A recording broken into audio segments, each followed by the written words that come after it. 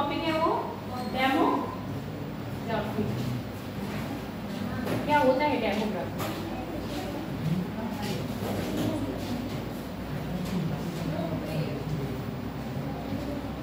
क्या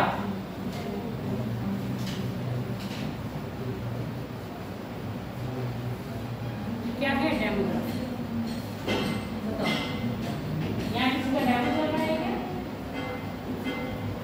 बताओ sir.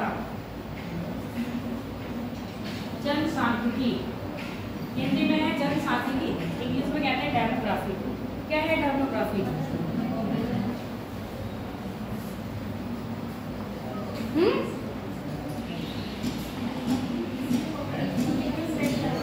Population की स्टडी करते हैं उसको हम कहते हैं डेमोग्राफी।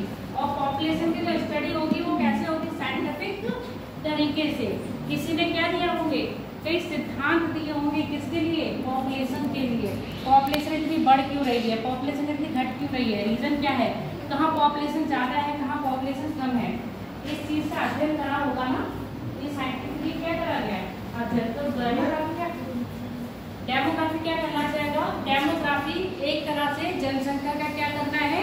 अध्ययन करना है। और वो अध्ययन कैसा है आपका? साइंटिफिकली, यानी कि वैज्ञानिक तरीके से जनसंख्या का अध्ययन किया जाता है, उसी को हम कहते हैं डेमोग्राफी। अब डेमोग्राफी के अंतर्गत सिद्धांत दिए गए हैं।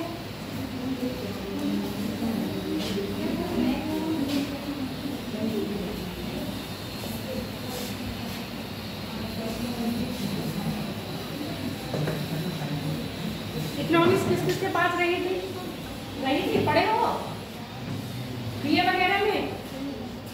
बीए में कौन कौन पढ़ा है? क्या था इकोनॉमिक्स में? बताओ। भूल गए? बताओ। इतना बड़ा हाथ खड़ा करा उसका काम है, खड़े हो तो हाथ इतना बड़ा क्यों खड़ा करा? एमए किया है इकोनॉमिक्स से? बताओ।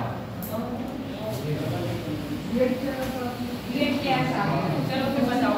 बहुत पढ़े लिखे हो, बहुत पढ़े लिखे हो तुम। जनसंख्या के सिद्धांत, थ्योरी ऑफ पॉपुलेशन फेमस किसकी है?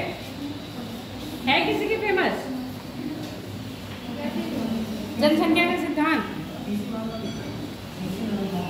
महान लोबिस कहाँ आ गए भैया? पीसी महान लोबिस का तो मॉडल है। बताओ। मार्कस का सुने हो? नाम सुना है? मार्कस का जनसंख्या सिद्धांत क्या कहता है? फेमस है, अधिकतर पेपर में पूछा जाता है मार्कस का जनसंख्या सिद्धांत। मार्कस ने जो पॉपुलेशन का बताया है वो कैसे बताया है? जो पॉपुलेशन में वृद्धि होती है वो घातीय अवस्था में होती है। घातीय मतलब वर्गमूल में, जैसे 2 का स्क्वायर 4, 4 का स्क्वायर 8, 8 का स्क्वायर 16 का स्क्वायर 16 का स्क्वायर, सारे स्क्वायर हैं, है ना? 48, फिर उसका स्क्वायर।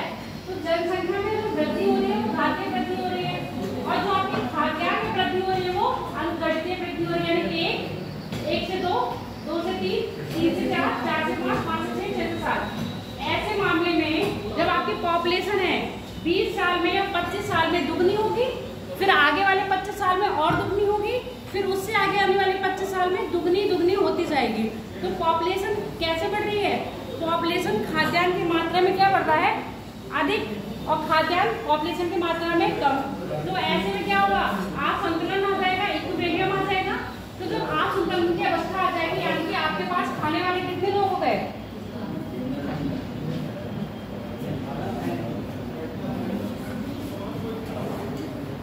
खाने वाले 100 लोग हैं और खिलाने के लिए आपके पास सिर्फ 10 हैं। तो यहाँ पर क्या हो गए? एक असंतुलन की स्थिति आ गई। इन्होंने कहा पॉपुलेशन में जब असंतुलन की स्थिति आती है तो प्रकृति अपने ही आप में क्या करती है? स्वतः ही अपने आप को बैलेंस में लाने का प्रयास करती है। तो जो प्रयास वो लाने का कर रही है, क्या कर रहे हो तुम लोग? लॉक लगा दो, ये लगा दो, वो लगा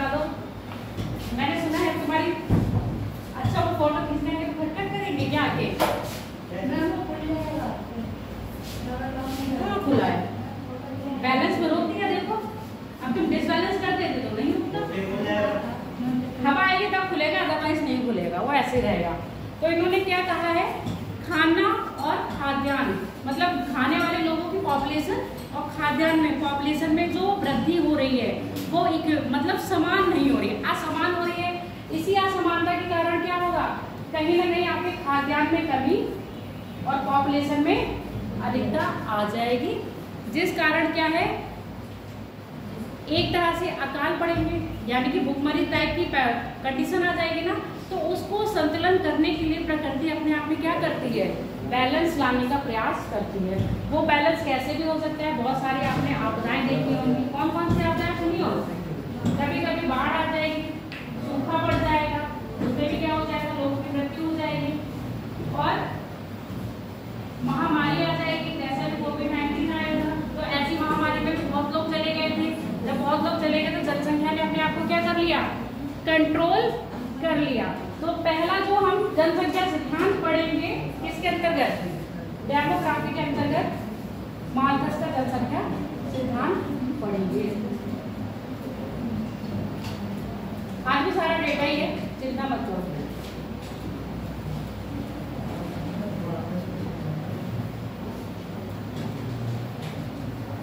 कहाँ चले गए,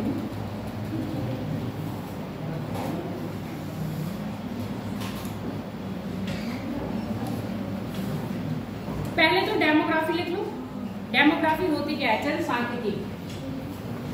पहले अपने टॉपिक में लिखो जनसांख्यिकी, इंग्लिश में लिखो डेमोग्राफी।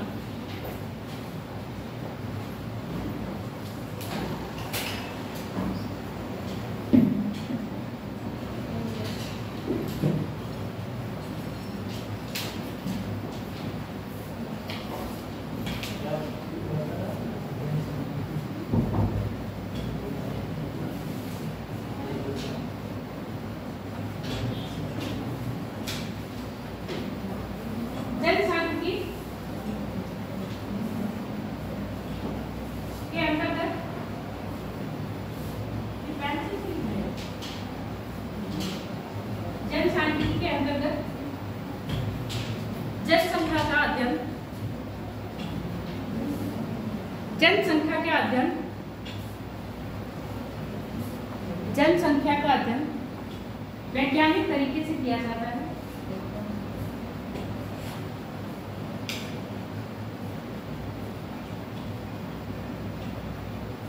वैज्ञानिक तरीके से किया जाता है,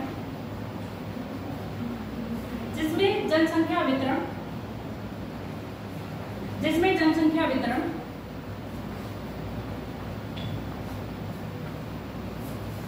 जिसमें जनसंख्या वितरण, जनसंख्या वृद्धि के प्रमुख कारणों का अध्ययन कर, प्रमुख कारणों का अध्ययन कर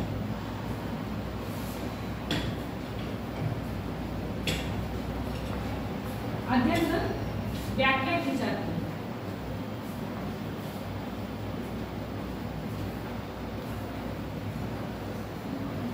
हिंदी वाले ये वाले टेबल बना लो, इंग्लिश वाले में टेबल दिखा देंगे।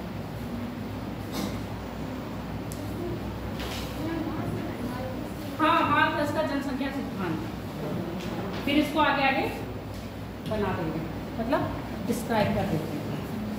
फटाफट बना लो, एक लाइन लिख लो पहले इसमें। जनसांख्यिकी के अंतर्गत, जनसांख्यिकी के अंतर्गत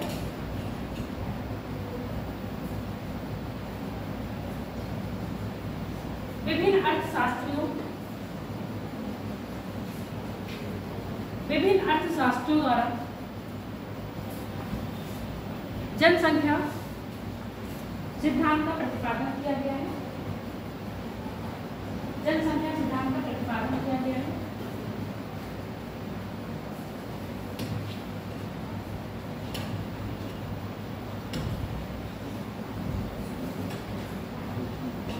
जिसके अंतर्गत पहला सिद्धांत लिख लो, माल्थस का जनसंख्या सिद्धांत, माल्थस का जनसंख्या सिद्धांत।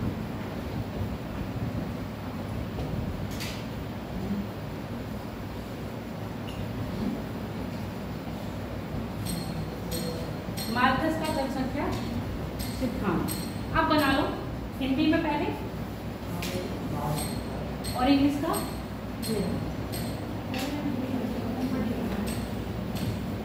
क्या हो गया? देखो यहाँ पर 7, 8, 9 यहाँ पर आ रहे हैं ना, इसको आप यहाँ कर लीजिएगा।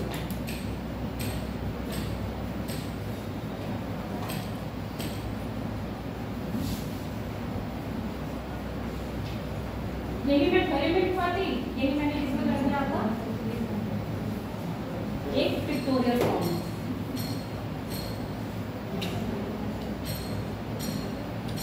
क्या करता है? ये दोनों मिक्स में लिखना है। कौन से दोनों? हाँ, असंतुलन। यही तो हमें बताया, जो आपके खाद्यान्न में पहला एक से 2, 2 से 3 कैसे बढ़ रहा है? अंकगणित सिद्धांत में बढ़ रहा है, जबकि ये ज्यामिति यानी भारतीय सिद्धांत में बढ़ रहा है। 1 का वर्ग 2, 2 का वर्ग 4, 4 का 8 का 16, 16 का 25, 25 का 64, 64 का 128 और उसका 256। यानी कि जब आप कहाँ पर आओगे, बस 25 साल बाद 256 पर आओ। पहले बना लो फिर समझाओ।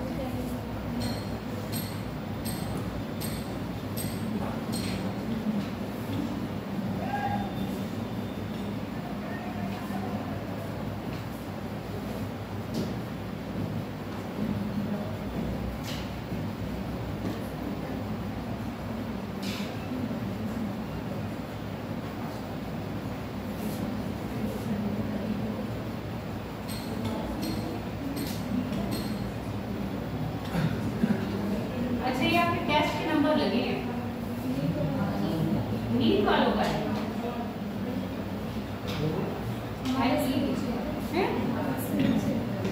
चिपका दिया है वो, तो कैसे पता चलेगा कौन फर्स्ट आएगा?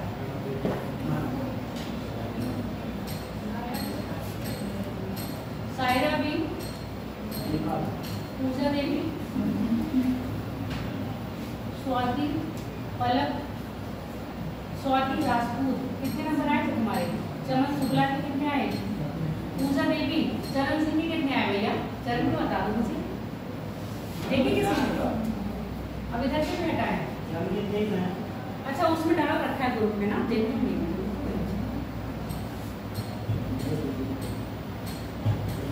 मोहित के कितने हैं? चलो पॉजिटिव तो रहे, निगेटिव में तो नहीं है, तो निगेटिव में ही है।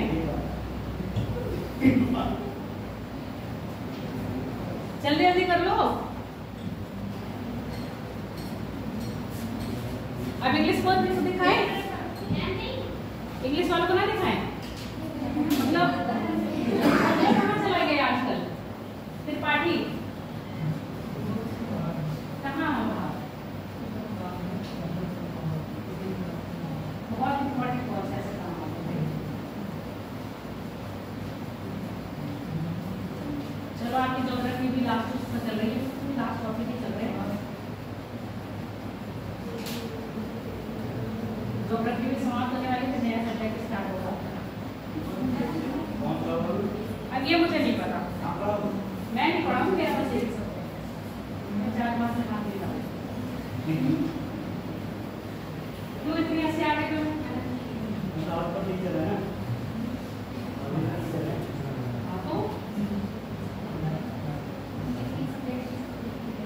एक पढ़ाओ, मस्त रहो, फिर अपना भी पढ़ो, अपने भी टाइम कम निकालेंगे। ये पेरेंट्स भी सिखा रहे हैं।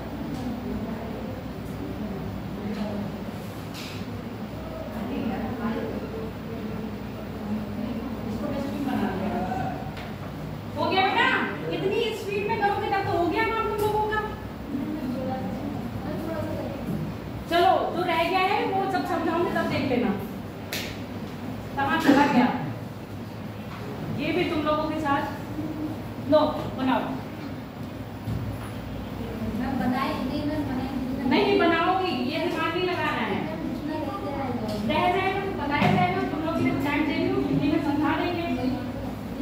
नहीं कोई को जल्दी जल्दी बनाओ।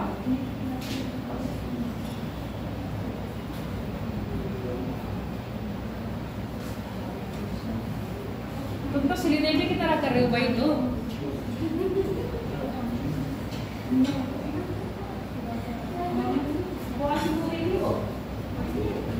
वही तो वाली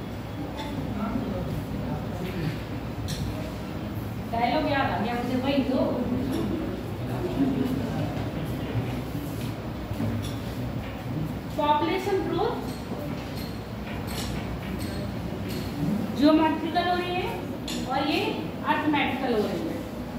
फूड प्रोडक्शन रिजल्ट क्या मिल रहा है, किस इक्विलिब्रियम आ रहा है, किसमें, पॉपुलेशन ऑफ फूड पॉपुलेशन में, फूड पॉपुलेशन है क्या आगे।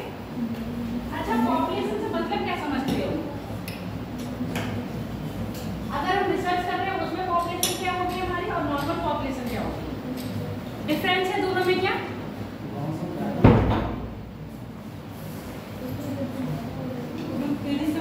और सैंपल क्या होती है?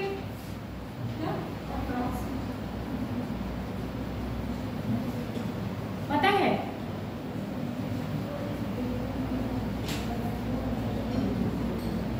जनगणना कर रहे हैं तो जनगणना किसकी हो रही है? पॉपुलेशन की हो रही है, होल पॉपुलेशन। अब हमारा जनगणना का कोई स्पेसिफिक एरिया है, यानी कि अगर हम धार्मिक जनगणना कर रहे हैं तो धार्मिक जनगणना में हमारा स्पेसिफिक सैंपल हो गया ना, मतलब सैंपल का मतलब ये हमारी पॉपुलेशन होगी अलग से कि हम सिर्फ धार्मिक जनगणना कर रहे हैं। और धार्मिक में भी कौन सी, कोई एक धर्म को लेकर, तो एक धर्म से कुछ लोग निकालेंगे वो हमारे क्या हो जाएंगे, सैंपल। तो ये वाली जो जनगणना आप पढ़ोगे वो क्या है, नॉर्मल जनगणना है। जब आप किसी भी रिसर्च में आओगे तो क्या है, पॉपुलेशन आपकी दूसरी हो जाती है। कैसे? जिस पर आप रिसर्च कर रहे हो वो पॉपुलेशन होती है। हो गया तुम्हारा, हो गया पहले भाई, तो जल्दी करो।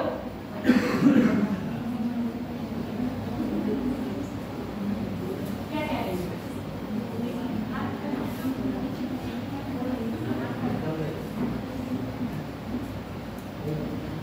करें स्टार्ट, लिखो जल्दी।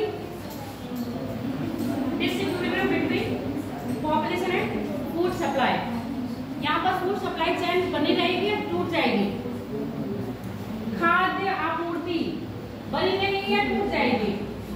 अब आप नॉर्मल है अपने घर में, मानो एक जना कमाने वाला है, कमाने के हिसाब से सिर्फ 4 रोटियां बन रही हैं, खाने वाले 10 हैं, तो कैसे कैसा डिस्ट्रीब्यूशन होगा उसमें? सबको एक एक मिलेगी क्या?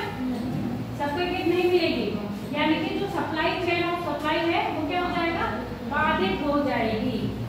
तो यही वाली कंडीशन किसमें आ रही है आपकी, जब पॉपुलेशन ग्रोथ इंक्रीज हो रही है। अभी तो हम यही पढ़ेंगे, इसके बाद कैसे कैसे कौन कौन से कारक है जो पॉपुलेशन को क्या कर रहे हैं, इफेक्ट कर रहे हैं पॉपुलेशन की ग्रोथ में, और पॉपुलेशन को कम करने के लिए गवर्नमेंट क्या क्या कदम उठा सकती है। ये नॉर्मल क्या है आपका निबंध के रूप में आता है, इसलिए पढ़ना है। हो गया मैडम, वेरी गुड। चलो, जो हमारे कौन थे मालदा साहब थे, इन्होंने कहा है जो पॉपुलेशन की ग्रोथ हो रही है वो कैसे हो रही है आपकी, घातीय फॉर्म, यानी कि आपकी कैसे हो रहा है, स्क्वायर रूट में। यानी कि एक बंदे से क्या बनेंगे, 2 से बनेंगे 4 से बनेंगे 8 से बनेंगे 16 से बनेंगे 32 से बनेंगे 64, और 64 से आगे बढ़ते जाएंगे, पूरा होता जाएगा। फिर जो हमारे खाद्यान्न है, खाद्यान्न की दर कैसे बढ़ रही है, रेट इसका इंक्रीज करने का रेट क्या है आपका, 1 से 2, 2 से 3, 3 से 4, 4 से 5, 5 से 6, और इधर आ गया 7 और 8, 9। यानी कि जब आप 9 की कंडीशन में आएंगे, जब आपका खाद्यान्न कितना दर पर होगा, 9 की रेट में होगा, आपकी पॉपुलेशन कितनी हो जाएगी, 256 हो जाएगी। इन्होंने कहा है ऐसा कब होगा, 25 वर्षों में। ठीक, अब आगे ही ये 25 वर्ष का दुगना लगाओगे, यानी कि इतना ही 25 वर्ष आने में होगा तो ये पॉपुलेशन क्या हो जाएगी, अपने से दुगनी हो जाएगी। और ये रेट भी क्या होगा, ये तो इसी दर से बढ़ रहा है। आप ऐसे समझो, जो खाद्यान्न है यानी खाने की बढ़ने की प्रवृत्ति, आपने कछुए की और खरगोश की कहानी सुन रखी होगी, सुनी है ना, पर यहाँ पर जो एंड होगा वो कछुआ और खरगोश की रेस से नहीं खत्म होगा कि इसमें कछुआ रेस जीत जाएगा और खरगोश रेस हार जाएगा। इसमें गति की बात कही गई है, जो आपके खाद्यान्न की गति है वो कछुए की चाल से बढ़ रही है, जबकि जो आपकी क्या है पॉपुलेशन है वो खरगोश की चाल से बढ़ रही है। जितनी चाल से पॉपुलेशन बढ़ रही है उतनी चाल से आपके खाद्यान्न नहीं बढ़ रहे हैं। तो जब अंतिम स्थिति आएगी, यानी कि जब 9 का पॉइंट आएगा, 25 साल बाद ग्रोथ आपकी इतनी हो जाएगी, तो कहाँ होगा, इसका एक परिणाम रिजल्ट क्या निकलेगा, जनसंख्या और खाद्यान्न में असंतुलन आ जाएगा। तो ऐसी असंतुलन की स्थिति में संतुलन लाने के लिए क्या संतुलन लाने की दो दशाएं हैं, एक है प्राकृतिक अवरोध, नियंत्रण करना होगा ना, और दूसरा है क्रमिक अवरोध, यानी कि एक प्राकृतिक रूप से और एक अप्राकृतिक रूप से दूर करने के उपाय में ये बताया है। जनसंख्या निरोध के दो उपाय हैं, सिर्फ कौन सा है, एक प्राकृतिक और दूसरा अप्राकृतिक, यानी कि आर्टिफिशियली। प्राकृतिक में क्या होगा भैया, देखो ये बहुत ही खतरनाक है। खतरनाक क्यों है? इसमें युद्ध होंगे, जैसे अभी आपका चल रहा है यूक्रेन रशिया युद्ध चल रहा है, इसके साथ साथ इजराइल का युद्ध भी चल रहा है। तो ऐसे युद्ध चल रहे हैं, तो इस युद्ध में क्या हो रहा है, लोग मर रहे हैं, कष्टदायी है ना। अब जब लोग मर रहे हैं तो महंगाई भी बढ़ रही है, आपूर्ति वाली श्रृंखला है, जो खाद्यान्न आपूर्ति सप्लाई हो रही थी वो भी चैन क्या हो रही है, टूट रही है। जब मरेंगे पॉपुलेशन, युद्ध में, युद्ध के दौरान लोग मरेंगे, बीमारी से लोग मरेंगे, अकाल कहाँ चले जाते हो, बीमारी से भी लोग मरेंगे, अकाल आएगा तब भी लोग मरेंगे, बाढ़ आएगी तब भी लोग मरेंगे, भूकंप आएगा तब भी लोग मरेंगे, या कोई ऐसी पैंडेमिक यानी कि महामारी आएगी तब भी लोग मरेंगे। ऐसे मरने पर ये क्या होगा, कष्टकारक होगा, कष्ट तो होगा पर कहीं ना कहीं हमारी पॉपुलेशन क्या हो जाएगी, कंट्रोल में आ जाएगी। आई बात समझ में या नहीं? ये क्या हो रहा है, प्राकृतिक रूप से प्रकृति अपने आप ही क्या कर रही है, जनसंख्या को कंट्रोल कर रही है। अप्राकृतिक रूप से प्रतिबंध लगाकर जनसंख्या को हम कंट्रोल कर सकते हैं, जैसे नैतिक प्रतिबंध में आपको क्या करना पड़ेगा, अपने आप पर संयम रखना पड़ेगा, ब्रह्मचर्य का पालन करना पड़ेगा, विलंब में विवाह में विलंब करना पड़ेगा। पहले क्या होता था, छोटी उम्र की आयु में ही बच्चों का विवाह कर दिया जाता था, तो एक जो कहते ना, एक प्रजनन दर टाइम जो होता था वो बहुत ज्यादा मिलता था। इसमें क्या होता था, जो प्रजनन दर होता था रेट बढ़ जाता था। अब जब वो रेट बढ़ेगा तो बच्चे क्या होंगे, ज्यादा होंगे। अब जब आपकी शादी में क्या होगा, देर से शादी होगी तो वो टाइम पीरियड क्या हो गया, शॉर्ट हो गया। वो शॉर्ट पीरियड में आप कम बच्चे करोगे तो यहाँ पर क्या हो गया, पॉपुलेशन कम हो गया। तो इन्हीं के द्वारा जनसंख्या को क्या कर सकते हैं, रोक सकते हैं। और दूसरी है असंगति निर्वाह या कृत्रिम साधन, जिसने माल्थस ने पाप माना है। नॉर्मल क्या है, ये तो प्रकृति अपने आप कर रही है, और ये क्या कर रहे हैं, ये मानव के हाथों में है। ये क्या है, मानव के हाथों में, जो हम कृत्रिम तरह से जनसंख्या पे कंट्रोल कर रहे हैं। इस जनसंख्या को कंट्रोल करने के लिए गवर्नमेंट ने पॉलिसी बनी है कि नहीं बनी है? जैसे हम तो, हमारे तो छोटा परिवार सुखी परिवार, ये सब क्या है, जागरूकता लाए है ना। किस लिए लाए हैं कि पॉपुलेशन अगर ज्यादा होती जाएगी, अब आप यही सोचो, आपके घर में खाने की रोटी 4 और खाने वाले 10, क्या हो गया, आप सबको नहीं खिला पाएंगे ना।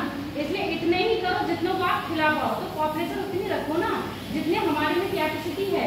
ज्यादा बच्चे करने से कोई फायदा है, कोई फायदा नहीं है। बच्चे कम, सबकी परिवार क्या कर रहा है, मिट्टी कितने लगा दी।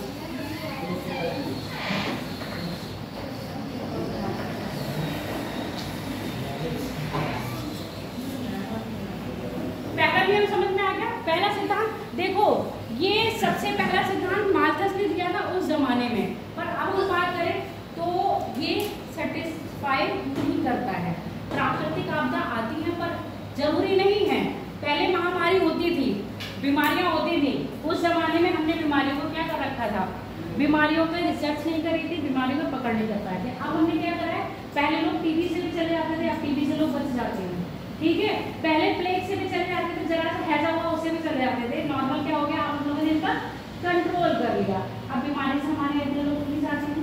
प्राकृतिक आपदा हो गया, अभी चाहे भूकंप आया, चाहे बाढ़ आई, चाहे आपके कुछ भी प्राकृतिक आपदा, उससे लोग चले गए तो चले गए, पर बीमारी से इतने लोग नहीं जाते हैं। तो उस जमाने में ठीक था उनका।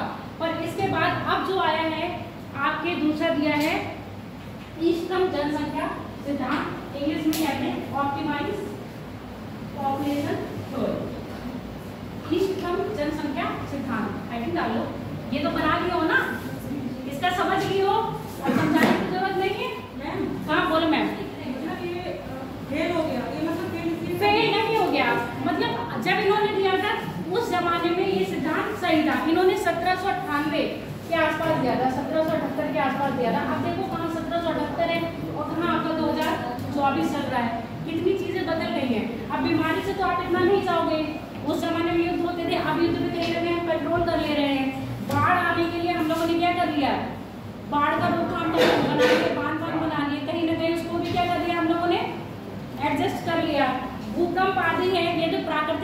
है जिसको हम कंट्रोल नहीं कर पा रहे हैं, पर कुछ पैरामीटर ऐसे हैं जिस पर क्या कर लिया है हम लोगों ने, अकाल यानी कि सूखा पड़ना ना। अब हम लोगों ने नई नई जो हरित क्रांति ये सब चीजें आई हैं उसमें भी क्या कर लिया, उच्च किस्म के बीजों का क्या कर लिया, मॉडिफाई करके उनको उत्पन्न करा, और जो कम लागत पर अच्छी फसल दे रहे हैं, तो अकाल की दशा भी नहीं पड़ रही है हमारे यहाँ। तो इन फैक्टर पे क्या कर लिए हैं, कहीं ना कहीं कंट्रोल कर लिए हैं। तो इन फैक्टरों से तो हमारी जनसंख्या कंट्रोल नहीं होगी ना, इसीलिए उस जमाने में ये ठीक था। और आज के टाइम पर देखा जाए तो इतना पॉपुलेशन को सेटिस्फाई नहीं करता है।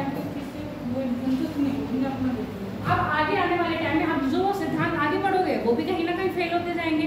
अब दूसरा है, कौन सा बताया सिद्धांत अभी हमने, इष्टतम जनसंख्या सिद्धांत।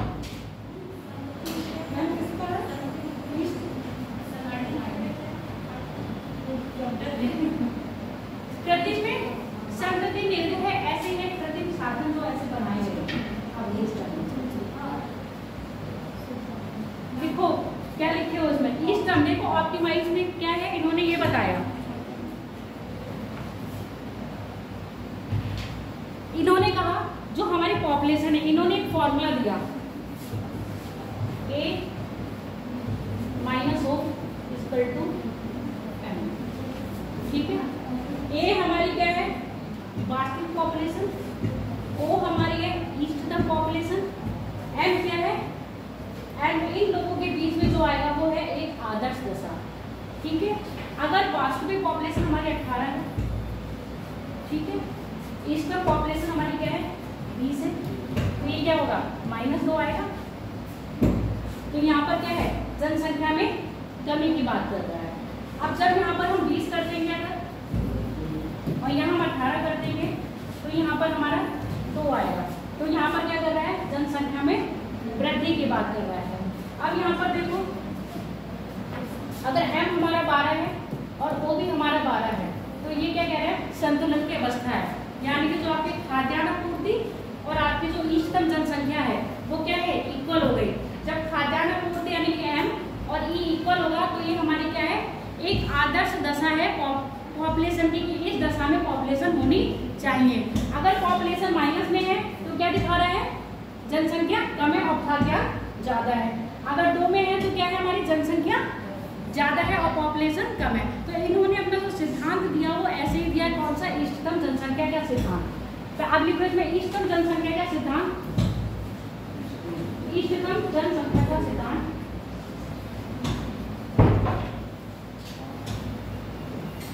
अभी साइंटिस्ट के नाम भी जरा छोड़ देना, इसकी टर्मिंग में दिमाग से जरा टर्मिंग करके पूछना। कैनन है, कैनन सरनेम छोड़ देना, लास्ट में सरनेम में कैनन मिलेगा। इष्टतम जनसंख्या का सिद्धांत कैनन द्वारा दिया गया। इन्होंने अपने सिद्धांत की व्याख्या के लिए एक सूत्र का प्रतिपादन किया। सूत्र लिख लो, A minus O equal to M। सूत्र का प्रतिपादन किया, A minus O equal to M, जहाँ A डिनोट कर रहा है आपका एक्चुअल पॉपुलेशन, वास्तविक जनसंख्या को, O कर रहा है ऑप्टिमम पॉपुलेशन यानी कि इष्टतम जनसंख्या को, M कर रहा है आदर्श दशा, ideal situation, M ideal situation. अब यहाँ पर लिख दो,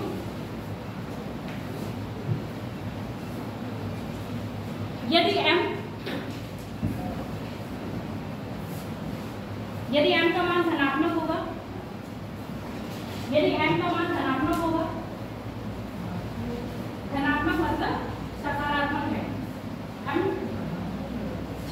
धनात्मक सकारात्मक, यदि M धनात्मक है इसका मतलब जनसंख्या वृद्धि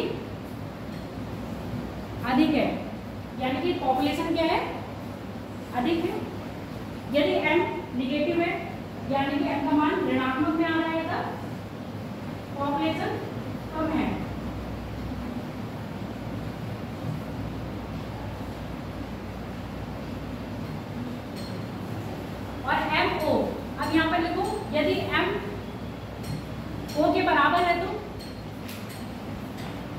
यदि m o के बराबर है तो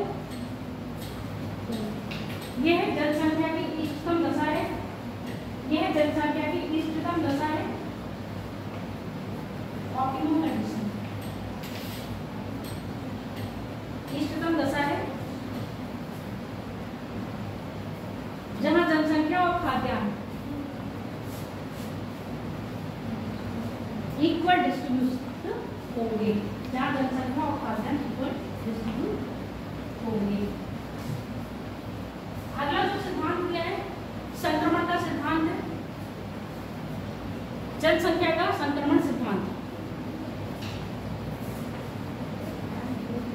transition theory of population, transition संक्रमण सिद्धांत। फिर तुम टेंशन से पढ़ने लगे, ये पेज बता के कहाँ जाओगे तुम? सब पेज पेंसिल से लिखते हुए, फिर क्यों पेंसिल राइटिंग अच्छी नहीं आती तुम्हारी?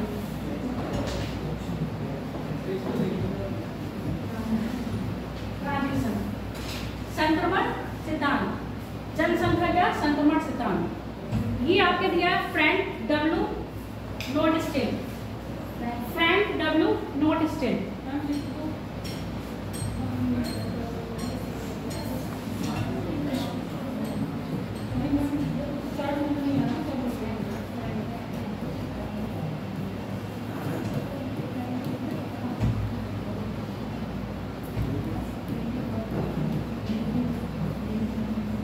नोटस्टेन, फ्रैंक डब्ल्यू नोटस्टेन। पहले इसके बारे में लिख लो फिर समझाते हैं। नोटस्टेन,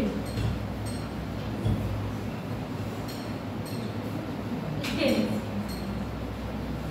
स्टेन ना है ना,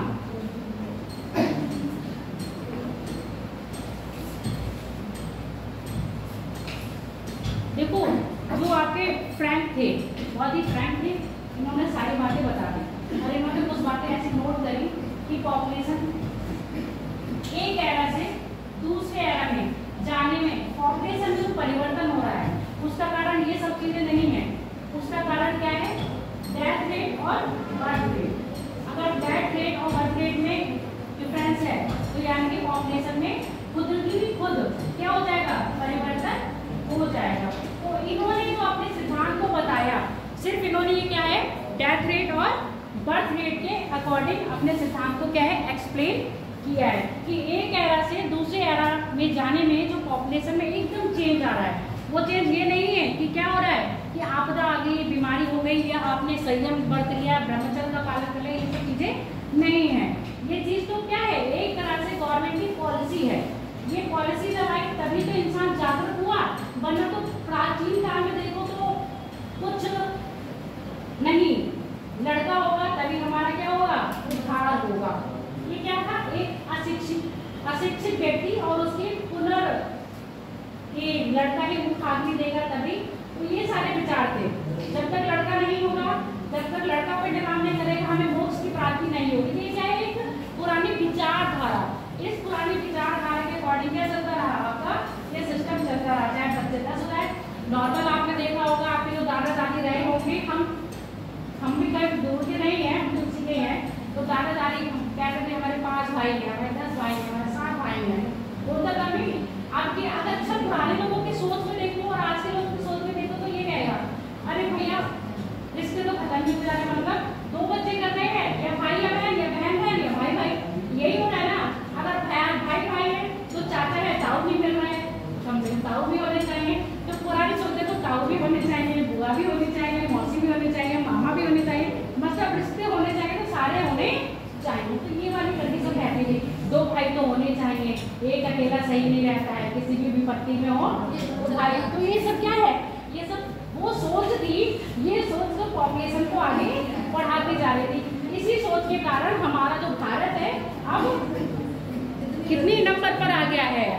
नंबर 1 पर आ गया। यही सोच हम पहले कंट्रोल कर लेते तो क्या होता? तो बहुत ही आगे चले गए ना। तो अब हमारे पास अभी हम आगे ये बात करेंगे, थोड़ी कर ले, उसके बाद ये बात करते हैं, इस सोच पर हम आएंगे। तो पहले हमने क्या लिखी है? संक्रमण सिद्धांत। इसका है फ्रैंक डब्ल्यू नोट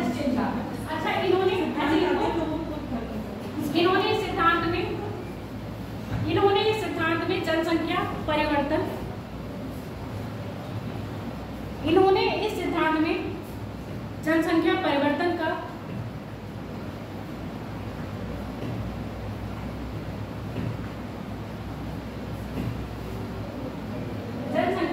की विशेषता। अब यहाँ जनसंख्या परिवर्तन का लिखो ना, ब्रैकेट में लिख लेना एक एरा से दूसरे एरा, यानी एक युग से दूसरे युग में। जहाँ परिवर्तन लिखे हो, परिवर्तन में भी ब्रैकेट में लिख लेना एक युग से दूसरे युग।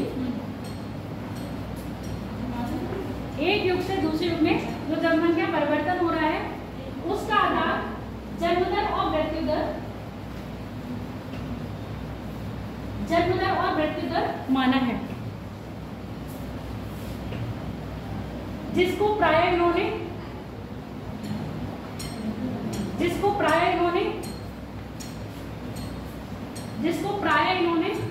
प्रारंभ में 3 चरणों में भाग लिए थे। इन्होंने 3 स्टेप दिए, पर लास्ट में इन्होंने 4 स्टेप कर दिए।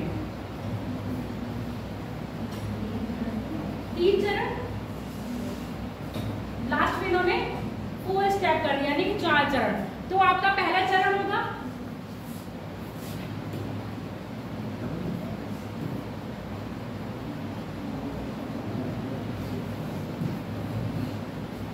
First step. अब यहां पर देखो, ये आंसर आप ही दोगे। Birth rate high, death rate high, दोनों ही हाई हैं।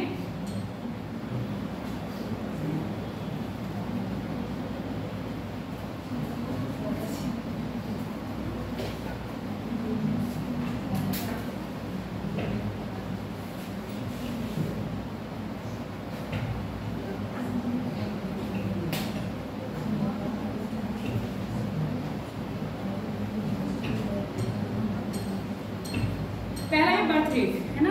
अभी हम इस वाले पॉइंट पर नहीं करेंगे, ये 2 ही पॉइंट है हमारे।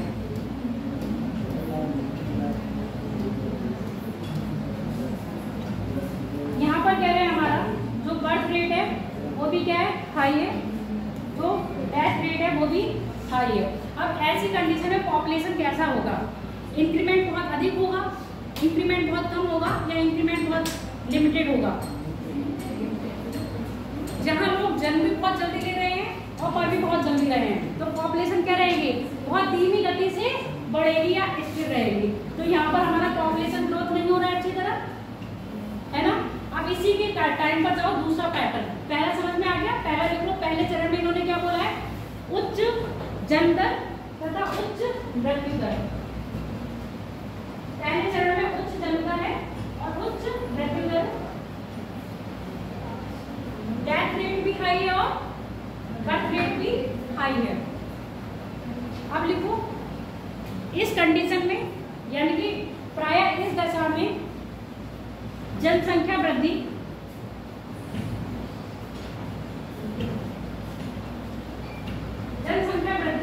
धीमी गति से या स्थिर रहेगी, या आप इसमें लगा देना, दोनों ही कंडीशन रख सकते हैं। जनसंख्या वृद्धि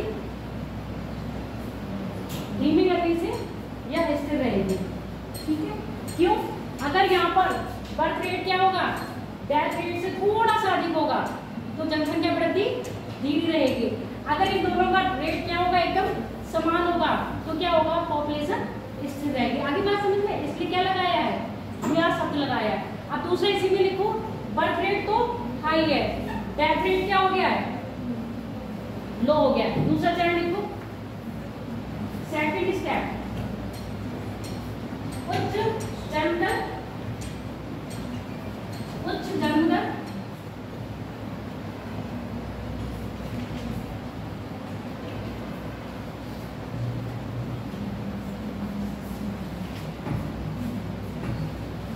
और लो मृत्यु दर, यानी मृत्यु दर में कमी।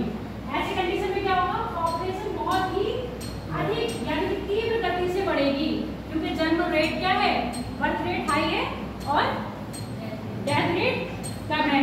ये डेथ रेट कम कब हो जाएगा, जो वो वाली मार्कस में बताया था, बीमारियों से, महामारियों से और क्या है, अकाल से जो मृत्यु हो रही है, उस पर जब हमने कंट्रोल कर लिया, तो हमने किसको कंट्रोल करा है, डेथ रेट को कंट्रोल कर लिया। अभी हम बर्थ रेट को कंट्रोल नहीं कर पाए हैं। तो जब बर्थ रेट को कंट्रोल नहीं कर पाए तो हमारी पॉपुलेशन क्या हो जाएगी, बहुत तीव्र गति से बढ़ेगी।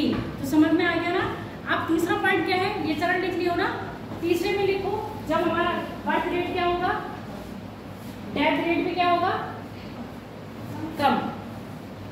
अभी दोनों तीव्र थे, अब दोनों ही क्या है, कम है। तीसरा चरण लिखो, थर्ड स्टेप में बर्थ रेट कम यानी कि जन्म दर में कमी, साथ ही साथ आपकी मृत्यु दर में भी कमी। तो ऐसे भी पॉपुलेशन क्या होगी, पॉपुलेशन कैसे रहेगी, स्थिर रहेगी और धीमी गति से बढ़ेगी।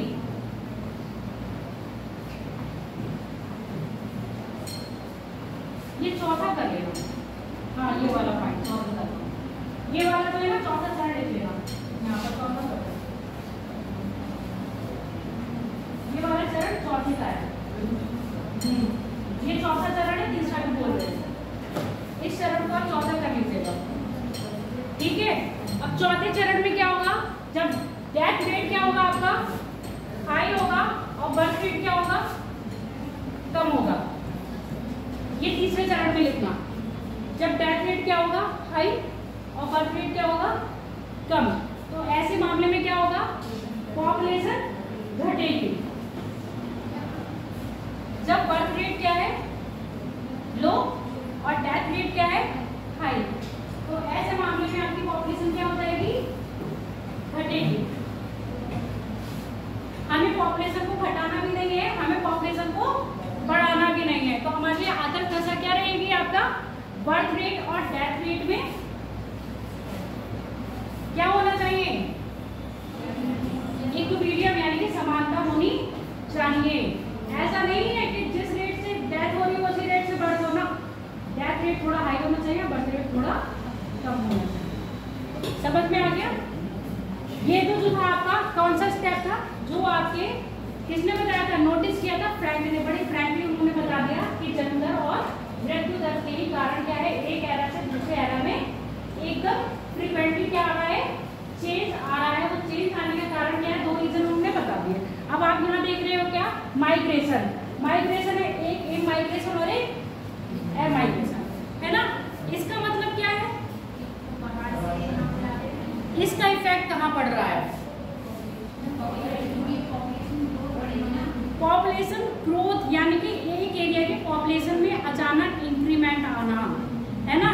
तो आप कहीं कभी देखते हो कि दिल्ली की पॉपुलेशन, महाराष्ट्र की पॉपुलेशन, महाराष्ट्र यानी कि आपके मुंबई की पॉपुलेशन, कोलकाता की पॉपुलेशन बहुत हाई है, वहाँ डेंसिटी बहुत हाई है।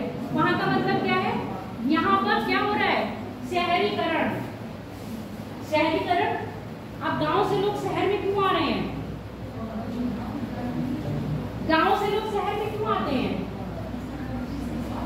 हर चीज की सुविधा है, जैसे ये इफेक्ट डाल रहे हैं किस पर, पॉपुलेशन को इन्फ्लुएंस दे रहे हैं। जलवायु कैसी है आपका, वहाँ पर क्या है, शिक्षा कैसे मिल रही है, आपके जो हॉस्पिटल की सुविधाएं हैं वो कैसी हैं, वो गांव की अपेक्षा शहर में ज्यादा है, हॉस्पिटल की सुविधा मिल रही है, परिवहन की सुविधा मिल रही है, आपको रोजगार के अवसर मिल रहे हैं, ये सारी चीजें कहाँ मिल रही है, शहर में। तो आप क्या कर रहे हो, पलायन कर रहे हो, यानी कि माइग्रेट होके आ रहे हो। कहाँ से आ रहे हो, दूसरे शहर, गाँव से शहर, और शहर से एक और बड़े शहर, बड़े शहर वाले कहाँ जाएंगे, फॉरेन कंट्री में जाएंगे। अब जो आप एक शहर से दूसरे शहर आए हो, यानी कि शहर से शहर, इंडिया से इंडिया में ही माइग्रेट करे हो, तो क्या होगा, वो इमाइग्रेशन होगा।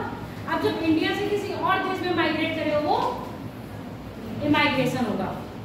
इमाइग्रेशन और इमाइग्रेशन यानी कि माइग्रेशन किससे डिपेंडेंट है, आपके किसी भी शहर के ले लो या किसी भी क्षेत्र के डेवलपमेंट के उससे, जिसमें कहते हैं अर्बनाइजेशन, यानी कि जो क्या हो रहा है, आपका औद्योगिकरण हो रहा है और शहरीकरण हो रहा है। तो औद्योगिकरण और शहरीकरण में क्या है, एक बड़ा इफेक्ट किस पर डालता है, पॉपुलेशन ग्रोथ पर। ये पॉपुलेशन ग्रोथ कैसी वाली है, माइग्रेशन वाली है, यानी कि एक स्थान से दूसरे स्थान पर पलायन करके किसी भी देश, किसी भी जगह का पॉपुलेशन में एकदम इंक्रीमेंट कर देना। जबकि ये पॉपुलेशन कैसी है, आपके पर्टिकुलरली एक क्षेत्र में, और इसी क्षेत्र से पॉपुलेशन उठ के कहीं दूसरी जगह जा रही है, तो वो किस में हो रही है, माइग्रेशन में आ रही है।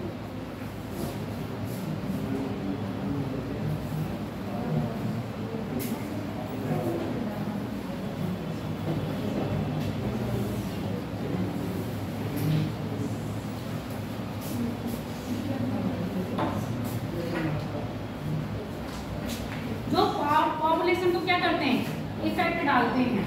कैसे कैसे, कहाँ की पॉपुलेशन बढ़ेगी और कहाँ की पॉपुलेशन कम होगी। ये लिखा है अशिक्षित जनसंख्या। जब जनसंख्या क्या होगी आपकी अशिक्षित होगी, यानी कि लिटरेट नहीं होगा, लिटरेसी इलिटरेट होगी, तो क्या होगा वहां पर उच्च जन्म दर होगी। वही वाली बात होगी कि लड़का क्या करेगा, मोक्ष दिलवाएगा, मुख आदमी को लड़का ही देगा, लड़का ही हमारे मुंह में गंगा जल डालेगा, तभी हम मोक्ष को प्राप्त होंगे, अदरवाइज नहीं होंगे। लड़कियां क्या होती हैं, बोझ होती हैं, उनको क्या देना होगा, दहेज देना होगा। वो क्या है, पराया धन है, हमारा कुछ नहीं करेंगी, पराये घर की है। भ्रूण हत्या करवाते थे ना, तो ये सब क्या है, कब होगा ये पिछड़ापन, कब आएगा समाज में, जब ग्रामीण जनसंख्या होगी, खेती बाड़ी पर डिपेंड होगी और ऊपर से क्या होगा, अशिक्षित होगी। तो यहाँ पर जन्म दर क्या होगा, उच्च, और मृत्यु दर भी कैसी होगी, उच्च। क्यों, कई सीरियल आए थे, वो देखे थे ना, अगले जन्म मुझे बिटिया न कीजो, है ना, ये सारे देखे हैं कि हरियाणा की पता नहीं कहाँ का था, हरियाणा का जैसी लड़की हुई उसको सीधे मार दिया। तो अभी भी है, यहाँ पर क्या हो जाता है, ये जो चीजें आ रही है, मृत्यु दर अधिक है। और आप अशिक्षित हो, अशिक्षित का ये नहीं है कि आपने क्या करे, भ्रूण हत्या कर दिया, लड़की हुई तभी आपने उसको मार दिया। झाड़ फूक, जरा सी क्या है आपका, बुखार आया, अरे फलाना धूप में गया था, दोपहर में निकला था, तो कोई बला पीछे लग गई, अब बाबा जी के पास गए, हम झाड़ फूक करवाया है। अब झाड़ फूक तो थी नहीं, उसको क्या फीवर था, वायरल फीवर था भैया, और आप करवा रहे हो झाड़ फूक। झाड़ फूक क्यों करवा रहे हो आप, क्योंकि आप अशिक्षित हो। आपका क्या है, वही बाबा जी के पास जाएंगे, झाड़ फूक करवाएंगे तो हमारी बीमारी ठीक हो जाएगी। बीमारी तो ठीक नहीं होता था, बंदा ही ठीक हो जाता था। तो यहाँ पर क्या है, उच्च मृत्यु दर हो गई है। जब बंदा क्या हो गया, शिक्षित से क्या हो गया, साक्षर हो गया, नगरीकरण हो गया, औद्योगिकीकरण हो गया, यानी कि क्या हो गया, उद्योग बन गए, शहरीकरण हुआ, और आपका पॉपुलेशन क्या होगी, जागृत हो गई। तो उसका स्वरूप क्या है, पिछड़ेपन से कैसे आ गया, वो विकसित स्वरूप में आया। जब वो विकसित स्वरूप में आया तो निम्न जन्म दर हो गई, यानी कि अब बच्चा क्या कहता है, लड़का हो या लड़की, हमारे लिए एक ही बहुत है, ठीक है। उसी से हमारा क्या हो जाएगा, पालन पोषण हो जाएगा। हम जहाँ 4 को जो शिक्षा देंगे वो हम 1 को ही दे देंगे, क्योंकि हमारी पॉकेट क्या कर रही है, 4 को अलाउ नहीं कर रही है, सिर्फ 1 को अलाउ कर रही है। तो यहाँ पर क्या हो गई, निम्न जन्म दर हो गई। और शिक्षित होने के बाद आप बाबा जी के पास नहीं जा रहे हैं, आप किसके पास जा रहे हैं, डॉक्टर के पास जा रहे हैं, अच्छा ट्रीटमेंट ले रहे हैं। तो मृत्यु दर की भी क्या हो गई, निम्न दर हो गई है। चाहो तो आप ये बना लो, कैसे, जन्म दर को, यानी कि पॉपुलेशन को प्रभावित करने वाले कारक, जो इफेक्ट करते हैं जनसंख्या को प्रभावित करने वाले कारक।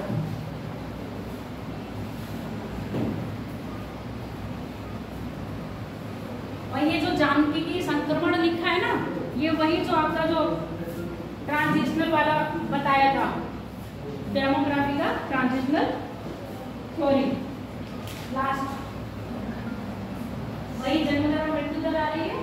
जन्म दर और मृत्यु दर को इफेक्ट कैसे कौन डाल रहा है, वो ये चीजें बताई हैं। ऐसे पूरा वो बना लीजिए। आज का टॉपिक बहुत सरल लग रहा होगा ना, और बहुत अच्छी तरह समझ में भी आ रहा होगा। तेज को तो बिल्कुल ही सरल नहीं लग रहा है।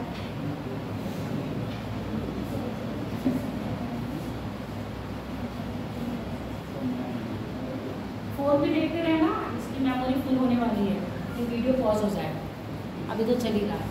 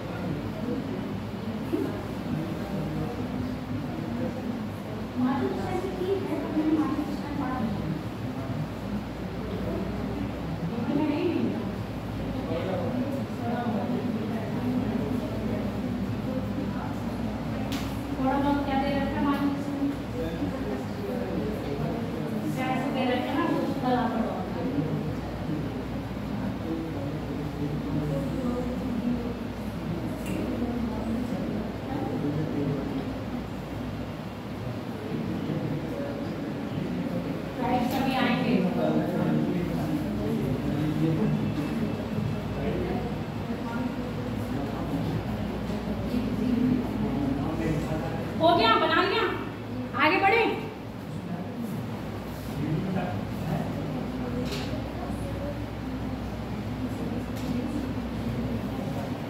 घनत्व क्या होता है? जनसंख्या घनत्व क्या होता है? डेंसिटी। ये सब चीजें पढ़ोगे ना आने वाले कि भारत का जनसंख्या घनत्व कितना है, भारत में उत्तर प्रदेश का जनसंख्या घनत्व कितना है, सर्वाधिक जनसंख्या घनत्व वाला राज्य कौन सा है, सर्वाधिक जनसंख्या घनत्व वाला नहीं बिहार है, सर्वाधिक जनसंख्या घनत्व वाला जिला कौन सा है उत्तर प्रदेश में, है ना, ये सब पूछा जाता है। तो जनसंख्या घनत्व बताओ। जनसंख्या घनत्व को प्रभावित करने वाले कारक कौन कौन से हो सकते हैं? फिजिकल, सोशल और कल्चरल, उसके बाद आपका इकोनॉमिकल। जो हम पढ़े थे अभी आपको बताया था माइग्रेशन वाला, तो माइग्रेशन वाला अधिकतर आता है आपका किसमें आता है? इकोनॉमी में। भौगोलिक स्थिति यानी कि कौन सी ऐसी स्थिति होगी जहां पर पॉपुलेशन ज्यादा होगी, जहां पर फिजिकल की बात कर रहे हैं, जहां पर नदियां होंगी, खेती करने योग्य क्या होगा? जमीन होगी, रहने लायक क्या होगा? फील्ड यानी कि मैदान होगा। उसी क्षेत्र में तो जाओगे, ज्यादा ऊंचे पहाड़ों पर भी नहीं जाओगे जहाँ पर बर्फ पड़ती होगी, वहां पर पॉपुलेशन मिलेगी आपको क्या? जहाँ मरुस्थलीय क्षेत्र होगा वहां पॉपुलेशन मिलेगी क्या? क्यों? वहां पर रहने लायक क्या होगा? कंडीशन नहीं होगी। जबकि आप उत्तर भारत में गंगा यमुना के मैदान के बीच देखो तो सर्वाधिक पॉपुलेशन यही पाई जा रही है। तो क्या होगा? आपकी एक स्थिति कि वहाँ की लोकेलिटी कैसी है, जल की उपलब्धता है कि नहीं, मरुस्थल में जल की उपलब्धता नहीं होगी, ग्लेशियर वगैरह में जल की उपलब्धता नहीं होगी, और वहाँ की जलवायु कैसी है, ज्यादा ठंडी जलवायु में भी आप नहीं रह पाओगे और ज्यादा गर्म जलवायु में भी आप सर्वाइव नहीं कर पाओगे। वहाँ की मृदा कैसी होगी, मृदा खाद्यान्न उत्पादन के लिए है कि नहीं है, क्योंकि ये क्या है? बेसिक कंडीशन है ना। बेसिक कंडीशन जहाँ आपको मिल रही होगी आप वहीं तो जाओगे। तो वहां गए तो वहां की पॉपुलेशन क्या होगी? ऑलरेडी आपकी क्या हो जाएगी? बढ़ जाएगी। सामाजिक और धार्मिक कारण यानी कि धर्म और संस्कृति। कई बार होता है कि नॉर्मल लोग क्या होते हैं, जहाँ एक धर्म के लोग रहते हैं अपने धर्म के बीच में ही रहना पसंद करते हैं ना, है ना, अपनी संस्कृति में ही रहना पसंद करते हैं। अब तो ये चीजें बहुत, ये कॉन्सेप्ट बहुत चेंज हो गया है, वरना आप पुराने कॉन्सेप्ट पर जाएंगे ना तो ऐसा लगता था कि बिल्कुल ब्लॉक चेंज कर दिया है कि अलग अलग कैटेगरी के अलग अलग क्या बने हुए कॉलोनीज बना दी गई है। उसी में वो कॉलोनी में जाओगे तो आपको वही लोग मिलेंगे। तो यहाँ पर क्या है? धर्म और संस्कृति भी क्या करती है? जैसे बुद्ध लोग हैं, अधिकतर हिमाचल में धर्मशाला में जाओ तो ज्यादा क्या मिलेंगे आपको? बुद्धिस्ट। मध्य प्रदेश में जाओ तो जैनिस्ट मिलेंगे। अभी आपको यूपी में इतना बुद्धिस्ट मिलेंगे ना ही जैनिस्ट मिलेंगे, है ना। जितना भी कहाँ हैदराबाद जाओ या जम्मू कश्मीर जाओ तो आपको कौन से मिलेंगे? मुस्लिम मिलेंगे, है ना। तो ये सब चीजें, आप पश्चिम बंगाल जाओ तो आपको अधिकतर क्या मिलेंगे? बंगाली मिलेंगे। उनकी संस्कृति भी क्या होगी? सेम होगी। तो आपके धर्म है, संस्कृति है, ये भी क्या एक कारक है जो क्या करते हैं? पॉपुलेशन को इफेक्ट डालते हैं। दूसरा है आपका आर्थिक कारक। आर्थिक कारक में आपके खनिज आ जाएंगे। खनिज यानी कि आपके जितने भी मटेरियल्स हैं। नगरीकरण यानी कि जो शहरों का शहरीकरण होगा तो माइग्रेट करके आप कहाँ जाओगे? शहरों की ओर जाओगे। औद्योगिकरण यानी कि इंडस्ट्री बनेगी तब भी तो क्या होगा? आपको एम्प्लॉयमेंट मिलेगा ना, तब भी आप कहाँ भागोगे? उधर ही। तो ये भी क्या करेंगे? पॉपुलेशन को इफेक्ट डालते हैं। एक अगर वहाँ की पॉपुलेशन कम है, माइग्रेट करके आप उस जगह पहुँच गए तो वहाँ की पॉपुलेशन में क्या हो गया? इंक्रीमेंट हो गया। तो ये सारा डाल लो। जनसंख्या घनत्व। घनत्व क्या होता है? घनत्व कुछ नहीं है, 1 वर्ग किलोमीटर में रहने वाले लोगों की पॉपुलेशन को हम कहते हैं जनसंख्या घनत्व। अब सुनो एक बात, एक ये फील्ड पड़ा, यहाँ पर कितने लोग रह रहे हैं? 60 लोग। 1 वर्ग किलोमीटर है, इसमें 60 लोग रह रहे हैं, तो यहाँ का जनसंख्या घनत्व कितना हो गया? 60।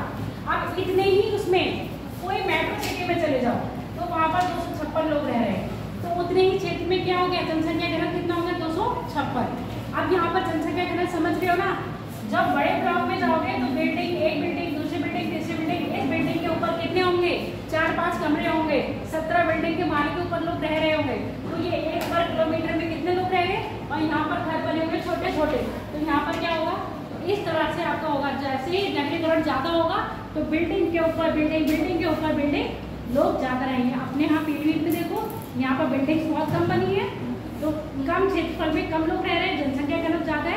पहाड़ों पे चले जाओगे तो एक ही घर में 4-5 लोग रह रहे हैं, तो वहां पर भी क्या होगा, जनसंख्या घनत्व कम होगा। तो जनसंख्या घनत्व यानी घनत्व जो तात्पर्य वो ये है 1 वर्ग किलोमीटर में रहने कितनी पॉपुलेशन रहती है, वो जनसंख्या घनत्व है। बना लो और घनत्व लिख लो। जनसंख्या घनत्व हेडिंग डालो पहले, जनसंख्या घनत्व। जनसंख्या घनत्व से अभिप्राय प्रायः जनसंख्या घनत्व से अभिप्राय 1 वर्ग किलोमीटर क्षेत्रफल में रहने वाली 1 वर्ग किलोमीटर क्षेत्रफल में रहने वाली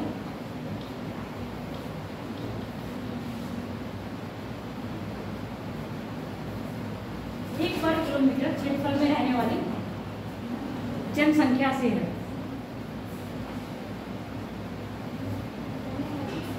रहने वाली जनसंख्या से। अब ये लिख लो, ये वाला स्ट्रक्चर बना लो, इसको एक्सप्लेन करने की जरूरत नहीं है, जब ब्रिटिश में आएगा तो ये सब चीजें आप लिख सकते हो। जनसंख्या घनत्व को प्रभावित करने वाले कारक।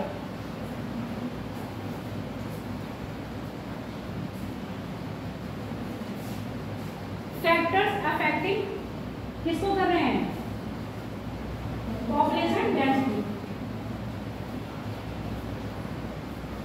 कौन से हो गए, physical factors, social and cultural factors और इकोनॉमिक फैक्टर। इसमें हो गया स्थिति, यानी कि लोकेशन लिख लेना स्थिति को। जल की उपलब्धता,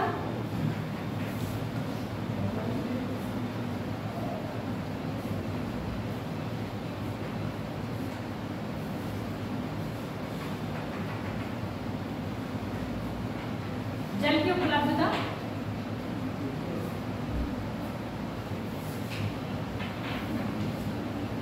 जलवायु और मृदा।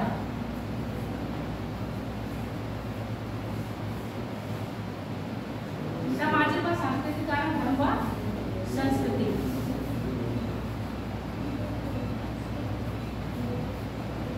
अच्छा, ये धर्म व संस्कृति ये है ना, इसका भी बनाया। एक तो मैंने वो बताया कॉलोनी बन जाती हैं, एक तो ये भी हो सकता है, दूसरा ये है आपके धर्म में जो मान्यताएं हैं उस मान्यता के आधार पर, जैसे हमारे कल्चर का ही होता है ना कि कन्या नहीं मारी जाएगी, कन्यावध को पाप माना जाता है, तो ये सब चीजें भी आ जाती हैं। इसको भी आप धर्म से रिलेटेड करके लिख सकते हो। कन्या हो गई या लड़के का ही हो गया, ये सब चीजें। ये लड़का पराया धर्म नहीं होता है, लड़का अपना धर्म होता है, लड़कियां पराया धर्म होती है।